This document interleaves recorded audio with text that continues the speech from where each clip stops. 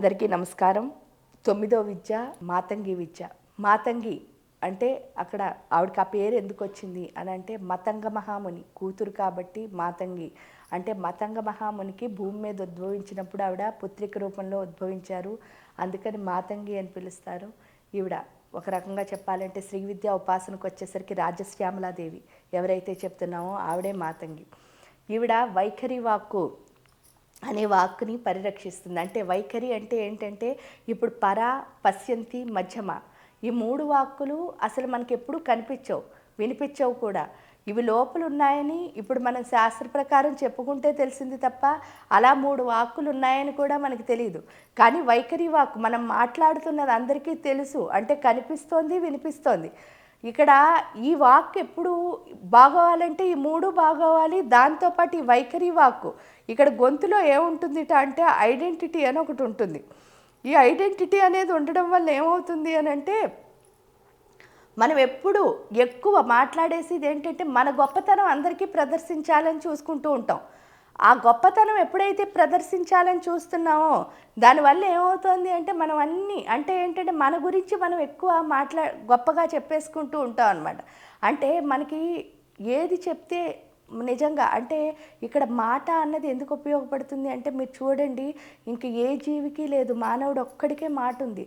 ఆ మాట దేవుడు ఎందుకు ఇచ్చాడు అని ప్రశ్నించుకుంటే మనకున్న జ్ఞానాన్ని పంచడానికి, మనకి లేని జ్ఞానాన్ని తెచ్చుకోవడానికి ఇచ్చాడు మాట. అంటే మనకి లేనిది తెలుసుకోవాలి, మనకున్నది పంచాలి.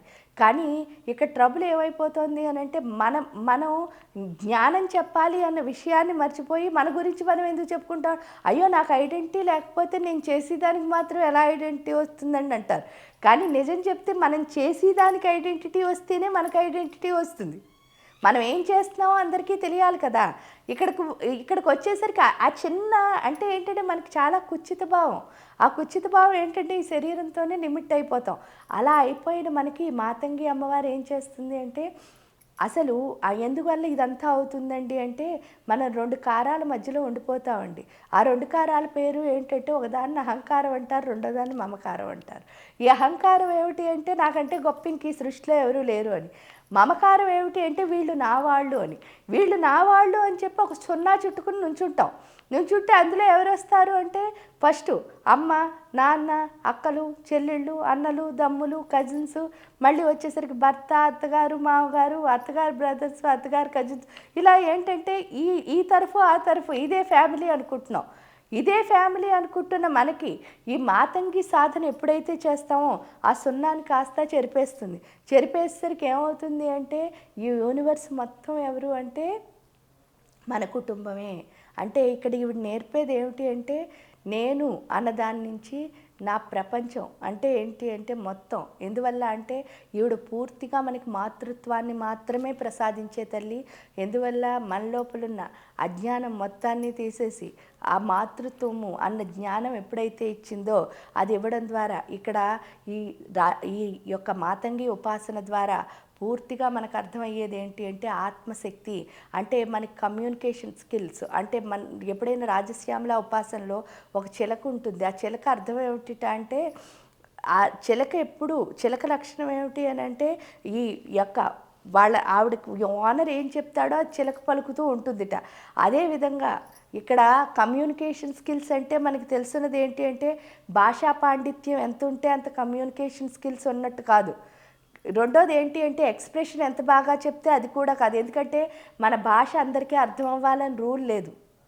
భాష అన్నది జస్ట్ అర్థం అవ్వడానికి మాత్రమే ఉపయోగించేది, అది కమ్యూనికేషన్ కాదు. ఇంకా రెండోది వచ్చేసరికి ఎక్స్ప్రెషన్ అంటే నేను ఒక భావంతో చెప్తే మీకు ఇంకో భావంతో అర్థం అవ్వచ్చు. కాబట్టి ఎక్స్ప్రెషన్ కూడా కమ్యూనికేషన్ కాదు. మరేంటి అంటే గొంతులో శక్తి ఉండాలట. గొంతులో ఎప్పుడైతే శక్తి ఉంటుందో అది అవతల బుర్రలోకి ఎక్కుతుంది. అంటే ఇక్కడ దైవశక్తి అన్నది గొంతులోకి రావాలి అంటే ఆత్మశక్తి పూర్తిగా పెరగాలి. అందుకని ఈవిడ ఏంటి అంటే ఆత్మశక్తిని పెంచే తల్లి.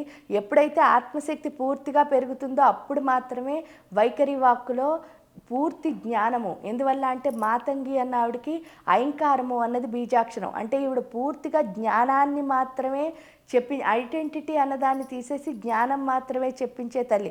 ఎప్పుడైతే మనం ఐడెంటిటీ వదిలేస్తామో అప్పుడు మనలో పోయేది ఏంటి అంటే కించపరిచే లక్షణం. ఎందుకంటే మానవుడికి ఐడెంటిటీ గొంతులో ఎంత ఉంటుందో అది ప్రతి ఒక్కళ్ళని కించపరుస్తూ ఉంటుంది. ఏంటంటే మన గొప్ప మనం చెప్పుకోవాలి అంటే అవతల వాళ్ళని ఏం చేస్తూ ఉంటాం, నువ్వు ఇది తక్కువ అని చూపించాలని ట్రై చేస్తూ ఉంటాం. ఆ కమ్యూనికేషన్ అసలు ఈ సృష్టిలో ఎవరికీ నచ్చదు. దాన్ని మనం పెద్దగా దానికి ఒక మళ్ళీ మేకప్ వేసి ఏం చెప్తామంటే నేను నిన్ను విమర్శిస్తున్నాను అంటాం. విమర్శిస్తే అసలు ఎవ్వరికీ కోపం రాదండి. విమర్శ నుంచి ఎప్పుడు ప్రకాశం వస్తుంది. అంటే విమర్శ ఎప్పుడైతే మనం చేసామో ప్యూర్గా కనుక నువ్వు ఇది చేసావు అని కనుక మనం చెప్పగలిగి దాన్ని ఇది అని చెప్పగలిగితే కనుక వాళ్ళు పూర్తిగా అర్థం చేసుకుని దాని నుంచి నేర్చుకుంటారు. విమర్శ నుంచి కించపరచడాన్ని విమర్శ అని చెప్పడం వల్లే వాళ్ళు బాధపడుతున్నారు. ఎందుకంటే కించపరచడం ఎప్పుడు వాళ్ళ తక్కువతనాన్ని చెప్తుంది, విమర్శించడం ఎప్పుడు ఏం చేస్తుంది, వాళ్ళలో ఉన్న షైన్ని పైకి లేపుతుంది. నువ్వు ఇది చేసావు ఇలా అంటే ఇక్కడ దీనికి ఒక చిన్న కథ చెప్తా. ఆ కథ ఏమిటి అని అంటే ఒక చిత్రలేఖనకారుడు ఉన్నట్ట. వాడు వాళ్ళ గురువు దగ్గరికి వెళ్ళి చాలా బాగా చిత్రలేఖనం నేర్చుకున్నాడు. నేర్చుకుంటే గురువు ఉన్న శిష్యులందరిలోకి ఇతన్ని ఎప్పుడూ పొగుడుతూ ఉండేవాట. ఏమని అంటే నువ్వు చాలా బాగా వేస్తున్నావురా, గురువుని మించిన శిష్యరికం అంటే ఇదేమో, నీకు తెలిసినంత నైపుణ్యం నువ్వు చేస్తున్నంత చిన్న అంటే సింపుల్గా దాన్ని ఎంత బాగా చూపించచ్చో నువ్వు చూపిస్తున్నావు. అంటే మాతంగి ఉపాసకుడికి ఎప్పుడు ఏంటంటే సింపుల్ సిటీ అన్నది వస్తుంది. సింపుల్ సిటీ అంటే ఏంటి అర్థం అంటే చాలా సింపుల్గా అవతల వాడికి అర్థమయ్యేటట్టు జ్ఞానాన్ని ఎలా చెప్పచ్చు అన్నది వాడికి తెలుస్తుందనమాట. ఆ నైపుణ్యాన్ని ఇచ్చే తల్లే మాతంగి. ఇక్కడ ఈ బాబుకు కూడా ఏంటి అంటే చాలా నైపుణ్యం. అంటే ఆ చిత్రలేఖనం ఎంత సింపుల్గా గీస్తే అది బాగా చేయొచ్చు అన్నది చెప్పగలుగుతాడట. ఈ చెప్పగలగడం ద్వారా ఏమవుతుంది అని అంటే వాడు వేస్తూ ఉంటే రోజు పొగుడుతూ ఉంటే నువ్వు ఇంకెక్కడ ఉండక్కర్లేదు నాయన, నువ్వు వెళ్ళి నీ విద్యని ప్రపంచానికి పంచు అని గురువు చెప్పినప్పుడు ఈ శిష్యుడికి ఇంకా కొంచెం బెరుకుంటుంటే, ఎందుకంటే తల్లిచాటు బిడ్డ అంటారు, అలాగే గురువు చాటు బిడ్డ కింద ఉన్నంతసేపు ఒక్కసారి బయటకు వెళ్ళాలి అంటే ఎలా వెళ్ళాలి అన్న బెరుకుతో ఏం చేస్తాట, ఇది కాదు గురువుగారి దగ్గర ఉండే ఒక పని చేద్దాము, అది ఏంటి అంటే ఫస్ట్ నాకు ఎంత వచ్చో నేను తెలుసుకోవాలి కదా, అందుకని చెప్పేసి ఈ చిత్రలేఖనాన్ని గీసి ఏం చేస్తా ఒక మంచి బొమ్మను గీస్తాట. ఆ గీసిన బొమ్మను ఏం చేస్తాట 4 రోడ్లు కలిసే ఒక మధ్యలో పెట్టి 4 రోడ్ల కూడల్లో ఇందులో తప్పులు ఏమైనా ఉంటే చెప్పండి అని చెప్తాట. అంటే కించపరచడానికి విమర్శకి తేడా చెప్తున్నాను అంతే. అయ్యేసరికి ఇక్కడికి వచ్చేసరికి ఏంటిట తప్పులు ఇంకా రాయడం మొదలు పెడతారు. ఇందులో ఇది తప్పు అది తప్పు అది తప్పు అని. ఆ పేపర్ అంతా నిండిపోయింది, ఆ పేపర్ వెనకాల నిండిపోయింది, మళ్ళీ ఇంకా పేపర్లు అంటించేశారట. మొత్తం ఆ బోర్డు అంతా పేపర్లే ఉన్నాయట. ఏమిటి అంటే ఈ బొమ్మలో ఉన్న తప్పులు చెప్పడానికి. ఇంక వీడికి ఉక్రోషం ఏడుపు వచ్చేస్తుంది. ఏడుపు వచ్చేసి గురువుగారు ఏమో ఎంత పొగిడారు, ఇన్ని తప్పులు ఉన్నాయని ఈ బొమ్మలో చెప్పారు, నేను చదవలేని తప్పులు ఉన్నాయి ఇందులో అని చెప్పేసి గురువుగారి దగ్గరికి వెళ్ళి, గురువుగారు తల్లికి తండ్రికి గురువుకి బిడ్డల మీద చాలా ప్రేమ ఉంటుంది, ఆ ప్రేమతో మీరు ఇలా అబద్ధం చెప్పారు, నేనేమో చూడండి ఇంతమంది మధ్యలో అవమానపడ్డాను, నా బొమ్మలో ఇన్ని తప్పులు ఉన్నాయని వాళ్ళు చెప్తే మీరేమో తెగ పొగుడుతారు, ఇది నాకు ఎందుకో చాలా నన్ను చాలా అవమానించారు అందరూను, నాకు ఇంకా అసలు ఈ చిత్రలేఖనం వెయ్యాలని లేదు, నాకు ఎలా ఉందంటే ఈ అవమానం పడ్డం కంటే చచ్చిపోవాలని ఉంది, నాకు అస్సలు బాగోలేదు, ఏడుపు వచ్చేస్తుందని చెప్పి ఏడ్చేస్తాట ఉక్రోషం కొద్దీ.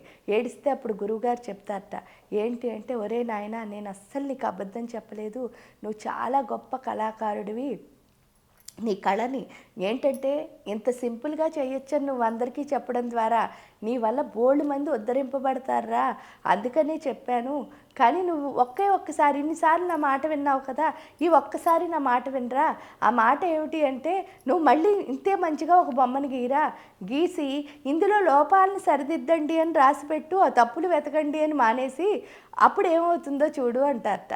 చూడు అంటే వీడేం చేస్తాడట, మంచిగా అలాగే బొమ్మను గీసి అదే కోడల్లో పెట్టి అక్కడ ఏమన్నా ఇందులో లోపాలను సరిదిద్దండి అన్నట్ట. అంటే ఒక చిన్న ఇంకు కూడా ఆ బొమ్మ మీద పడలేదుట. పడకపోయేసరికి అప్పుడు గురువుగారి దగ్గరికి వస్తాడు, ఇదేంటి గురువుగారు తప్పులంటే అన్ని చెప్పారు, లోపం అంటే ఒక్కళ్ళు కూడా చెప్పలేదు అని అంటే అప్పుడు చెప్తాడు గురువు, ఏంటి అంటే తప్పు చెప్పమంటే ఏంటి అంటే నీలో తప్పులు చూపించడమే, కించపరచడం, ప్రతిసారి ఇది తప్పు అది తప్పు అని చెప్పడం. ఎందుకంటే వాళ్ళకి నీ గొప్పతనం ఒప్పుకోవడం ఇష్టం లేదు. ఇక్కడ లోపాలను సరిదిద్దండి అంటే ఎవ్వరూ సరిదిద్దలేరు, ఒక గురువు తప్ప ఈ సృష్టిలో. కాబట్టి నీలో లోపాలు ఏమైనా ఉంటే నేనేరా సరిదిద్దుతాను. ఎందుకంటే నీ మీద నాకు ప్రేమ ఉంది. ఆ ప్రేమతో ఆ తప్పు ఏమిటి అంటే ఆ విమర్శ అంటే లోపాలని సరిదిద్దడం, కించపరచడం అంటే తప్పుల్ని చూపించడం. అంటే జనరల్గా మానవుడి యొక్క లక్షణం ఇక్కడ ఎప్పుడైతే ఐడెంటిటీ ఉంటుందో గొంతులో, ఈ కించపరచడం మీదే ఎక్కువ వ్యామోహం ఉంటుంది. లోపాలను సరిదిద్దేవాడు ఎప్పుడు గురువు అవుతాడు. వాడు ఎప్పుడు ఏంటంటే ప్రేమతో మాత్రమే చెప్తాడు. అందువల్లే కోపం రాదు. ఎందుకంటే ప్రకృతికి నేనేమిస్తే నాకు అదే వస్తుంది కదా. ఇప్పుడు నేను ప్రేమగా చెప్పినప్పుడు అవతల వ్యక్తికి కోపం రాదు, బాధ కలగదు, దాన్ని సరిదిద్దుకోగలుగుతాడు. ఇక్కడికి వచ్చేసరికి అది మనకి ఎవరు నేర్పిస్తారు అంటే మాతంగి అమ్మవారు నేర్పిస్తుంది. అంటే ఏంటి అంటే, ఒకటి ఎవరైనా ఏదైనా చెప్పినా దాన్ని అర్థం చేసుకుని దాని నుంచి నేర్చుకోవడం నేర్పిస్తుంది, అలా లోపాలను సరిదిద్దుకోవడం. రెండోది ఏంటి అంటే మన లోపలే మనం చేసిన తప్పు ఏమిటి అన్నది అర్థం చేసుకుని ఆ లోపాన్ని సరిదిద్దుకునే స్థితిని కూడా ఈ మాతంగి అమ్మవారు ఇస్తుంది. పూర్తిగా ఇది ప్రేమ తత్వానికి సంబంధించిన మధుర భక్తితో కూడి ఉంటుంది. ఆ అమ్మ పూర్తిగా దేవత అన్న అనుభవాన్ని మనకిచ్చి ఆ అనుభవంతో ఎంతో మంచిగా, ఎందుకు అనంటే చిలక పలుకులంటే చాలా అందంగా ఉంటాయట. అంతే అందంగా జ్ఞానాన్ని చాలా సింపుల్గా చెప్పి మళ్ళీ మన లోపం మనమే సరిదిద్దుకునేటట్టు చేసే గొప్ప తల్లి ఎవరు అంటే మాతంగి. అందువల్లే మాతంగి సాధన చేయడం ద్వారా మనలో ఉన్న పూర్తి జ్ఞానము అన్నది బయటకు వస్తుంది. కాబట్టి అందరూ గొప్ప జ్ఞానవంతులు కావాలి, మాతంగి సాధన చేయాలి అని కోరుతూ అందరికీ నమస్కారం. Please subscribe to the channel and download the Politicos app from the links in the description.